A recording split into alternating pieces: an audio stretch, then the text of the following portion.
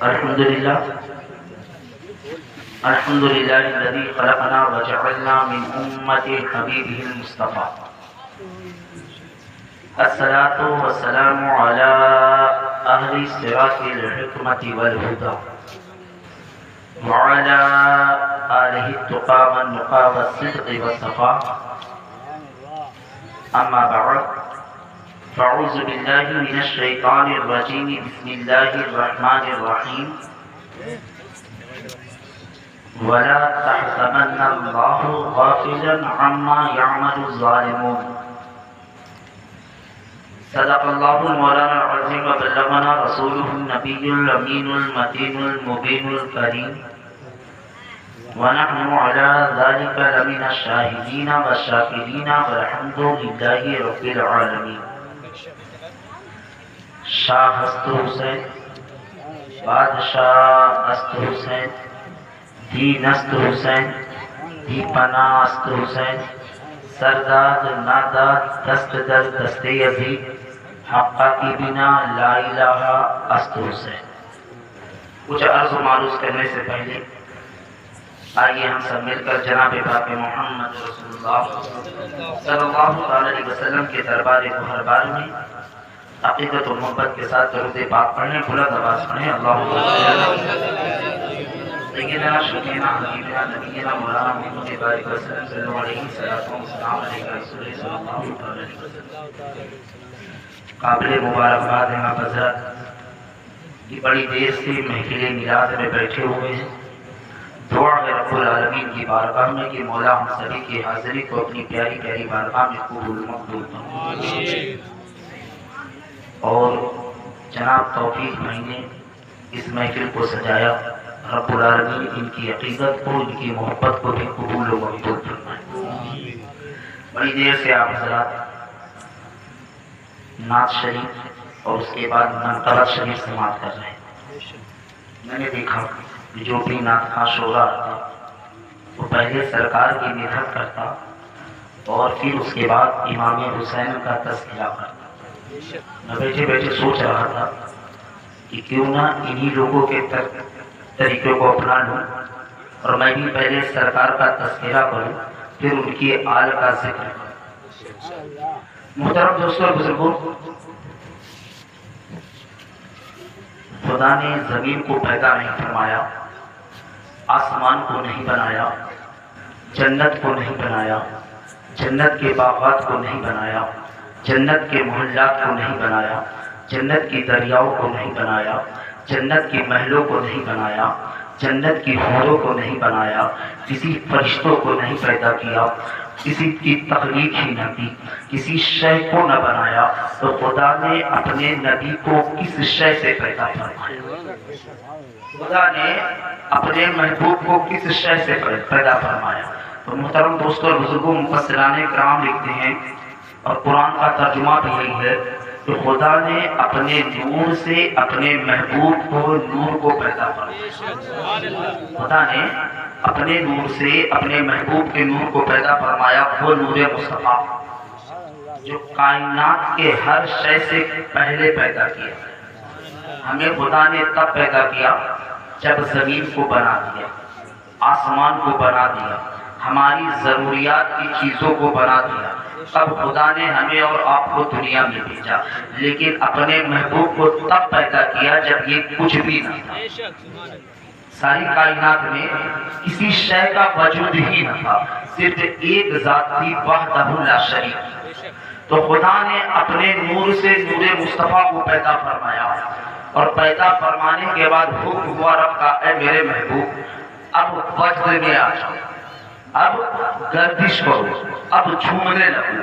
تو مفسران کرام لکھتے ہیں نور مصطفیٰ وجد میں آ گیا، جھومنے لگا، گردش کرنے لگا. اور گردش کرنے کے بعد جب ٹھہرتا ہے تو ایک نور سے 4 ٹکڑے ہوتے، ایک نور کے 4 ٹکڑے ہوتے. خدا نے ان ٹکڑوں سے فرشتوں کو پیدا فرمایا، انبیاءوں کو پیدا فرمایا، جنت کو بنایا اور ایک ٹکڑے کو پھر حکم دیا، اے میرے محبوب، اے نور مصطفیٰ پھر سے وجد میں آ جا. پھر سے گردش کر، پھر سے جھومنے لگا۔ تو نور مصطفیٰ رب کے فرمان پر جھومنے لگا، گردش کرنے لگا، وجد میں آ گیا، اور جب ٹھہرا تو پھر 4 ٹکڑے ہو گیا۔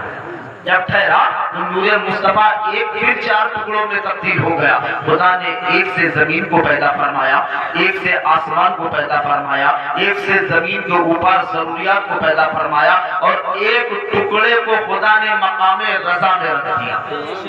ایک ٹکڑا خدا نے مقام رضا میں رکھ دیا، کئی 100 برس تک، کئی 100 سال تک نور مصطفیٰ مقام رضا میں ٹھہرا، مقام رضا میں ٹھہرا رہا۔ اور پھر ایک بار رب نے حکم فرمایا، اے نور مصطفیٰ مقام رضا میں کئی 100 سال سے آپ ٹھہرے ہوئے ہیں، ایک بار اور وجد میں آ جائیے، ایک بار اور گردش کرنے لگے، ایک بار اور جھومیے۔ نور مصطفیٰ جو ایک ٹکڑا نور مصطفیٰ کا مقام رضا میں تھا، وہ پھر سے گردش کرنے لگا، پھر سے جھومنے لگا، پھر سے وجد میں آ گیا۔ اور اب جب ٹھہرا تو ایک نور کے ٹکڑے 1,24,000 کم و بیش ہوتے ہیں۔ ایک نور کا ٹکڑا جب گردش ہوا، اور گردش ہونے کے بعد، جھومنے کے بعد جب ٹھہرتا ہے تو ایک ٹکڑا 1,24,000 کم و بیش ٹکڑوں میں تبدیل ہوتا ہے۔ تو رب ذوالجلال ان ٹکڑوں سے تمام انبیاءوں کی روحوں کو پیدا فرماتے ہیں۔ محترم دوستو، وہ نور مصطفیٰ جس سے رب نے ساری کائنات کو پیدا فرمایا، پیدا فرمانے کے بعد رب نے تمام انبیاءوں کی روحوں کو جمع کیا، تمام پیغمبروں کی روحوں کو جمع کیا، تمام نبیوں کی روحوں کو جمع کیا، اور جمع کرنے کے بعد سب کا لقب بتایا۔ اے آدم آپ کا لقب صفی اللہ کا ہوگا، اے نوح آپ کا لقب نجی اللہ کا ہوگا، اے یوسف اب آپ کا اے نوح آپ کا لقب نجی اللہ کا ہوگا، اے عیسیٰ آپ کا لقب روح اللہ کا ہوگا، اے موسیٰ آپ کا لقب کلیم اللہ کا ہوگا، اے ابراہیم آپ کا لقب خلیل اللہ کا ہوگا، اے اسماعیل آپ کا لقب ذبیح اللہ کا ہوگا۔ جب خدا نے سب کا لقب عطا کر دیا تو اس کے بعد رب نے سب کو کام بتایا۔ اے آدم آپ کا فلاں کام ہوگا، یحییٰ آپ کا فلاں کام ہوگا، زکریا آپ کا فلاں کام ہوگا، اے نوح آپ کا فلاں کام ہوگا، یوسف آپ کا فلاں کام ہوگا، عیسیٰ آپ کا فلاں کام ہوگا، اے ابراہیم آپ کا فلاں کام ہوگا، اسماعیل آپ کا فلاں کام ہوگا، اے موسیٰ آپ کا فلاں کام ہوگا۔ تو تمام انبیاء کی روحوں نے عرض کیا، مولا ہمارا کام ہمیں بتا دیا، ہمارا لقب ہمیں بتا دیا، یہ بھی بتا دے کہ جب ہم اپنے کام پر مکمل طور پر صحیح اتریں گے تو کیا تو ہم سے راضی ہو جائے گا، کیا تو ہم سے راضی ہو جائے گا؟ اور ہم نے فرمایا، اے آدم میں تجھ سے اس وقت راضی ہوں گا جب تو 40,000 سال تک ایک ہی در پر بیٹھ کر روئے گا، اور تیرے آنسو ایک جگہ جمع ہو جائیں گے، اور میرے پرندے آ کر کے جب اسے پیئیں گے اور کہیں گے کہ مولا تو نے ہمارے لیے کتنا میٹھا پانی عطا کیا ہے، تو خدا تیری دعا کو بھی پوری کرے گا، اور آدم تیرا رب تجھ سے راضی ہو جائے گا، تیرا رب تجھ سے راضی ہو جائے گا۔ حضرت موسیٰ نے کہا، مولا تو میرے کام سے راضی ہو جائے گا؟ اور رب نے فرمایا، ہاں موسیٰ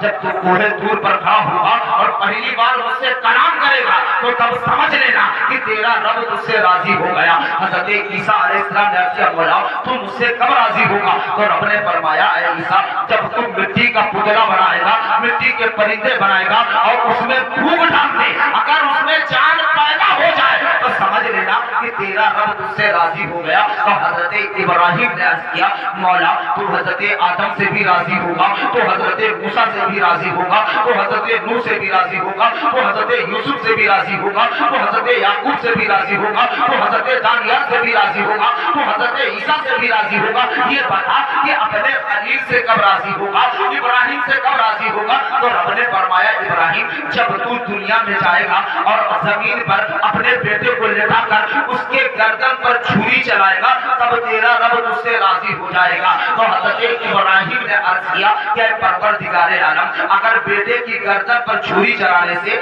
تو مجھ سے راضی ہو جائے گا تو ایک بیٹا تو کیا، اگر ابراہیم کے پاس 1000 بیٹے ہوں گے تو ایک ایک کر کے سب تیری راہ میں قربان کر دوں گا اور تجھ کو راضی کر دوں گا۔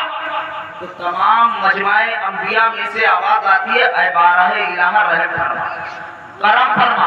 اگر حضرت ابراہیم نے اپنے بیٹے حضرت اسماعیل کی گردن پر چھری چلا دیا تو دنیا کا یہ دستور بن جائے گا کہ اگر خدا کو راضی کرنا ہے تو اپنے بیٹے کی گردن پر چھری چلائی جائے، اگر رب کو